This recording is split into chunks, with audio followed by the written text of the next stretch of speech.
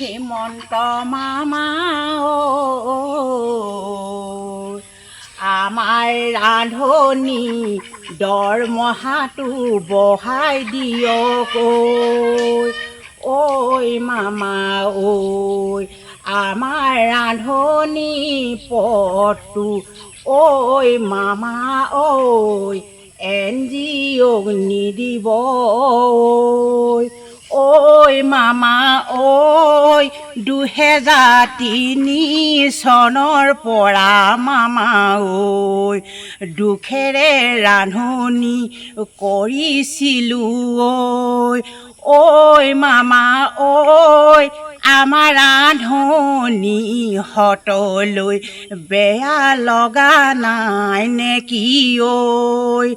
ৰান্ধনি দৰমহাটো বঢ়াই দিয়ক ঐ মামা ঐ দৰমহাটো বঢ়াই দিয়ক ৰান্ধনি দায়িত্বটোৰ মামা NGOক নিদিব যদি NGOক দিয়ে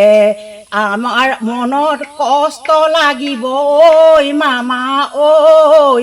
উজনি পৰা নামনিলৈকে ৰান্ধনিহঁতে একতা হৈ মামা ঐ ডাঙৰ এটা দায়িত্ব লৈছে জানানে নাজানা ঐ মামা ঐ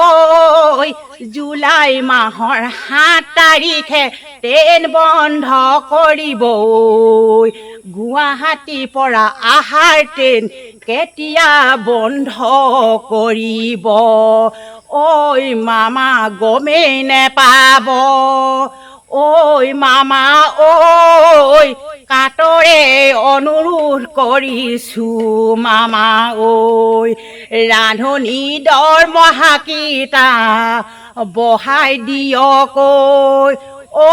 মামা NGOক নিদিব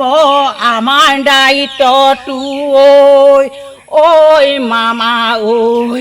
অসমবাসী যিবোৰ ৰান্ধনি আছে মামা পঞ্চায়তত জিকাই দিলে জানানে নাজানা বিধানসভা আহিবলৈ হ'ল মামা বিধানসভাৰ ভোটটো মামা তোমাকে দিব ৰান্ধনি দৰমহাটো বঢ়াই দিব আমাৰ যি ৰান্ধনি দায়িত্বটো মামা NGOক নিদিব অসমবাসী ৰাইজ আমাৰ যি ৰান্ধনিসকলৰ দায়িত্বটো কিন্তু NGOক নিদিব আমাৰ যিখিনি ৰান্ধনি আছে উজনিৰ পৰা নামনিলৈ যদিহে NGOক দিব কিতা এটা ডাঙৰ দায়িত্ব পালন কৰিব লৈছে কঠোৰ যিটো কষ্টৰে ৰান্ধনি পদটো কৰি আছে আজি আমাৰ ৰান্ধনিসকলে দৰমহা নাবাঢ়িলে 1000 টকাত আমি ৰান্ধনি কৰি আছিলোঁ তাৰ বিনিময়ত কৈছে কি মামাই আমাৰ বোলে দায়িত্বটো বোলে NGOক গতাই দিব ঠিকেই কথা নিজৰ মুখ্যমন্ত্ৰী পদটো NGOক গতাই দিয়ক নিজৰ আসনখন দি দিয়ক NGOক তেতিয়া আমাৰ ৰান্ধনি পদটো আমি NGOক দিম কিয় কথা তেনেকৈ ক'ব লাগে অত কষ্ট কৰিহে আমি আজি বিচাৰিছিলোঁ দৰমহাটো বঢ়াই দিবলৈ বেয়া পালে নহ'ব নহয় আমাৰ ইয়াত যদি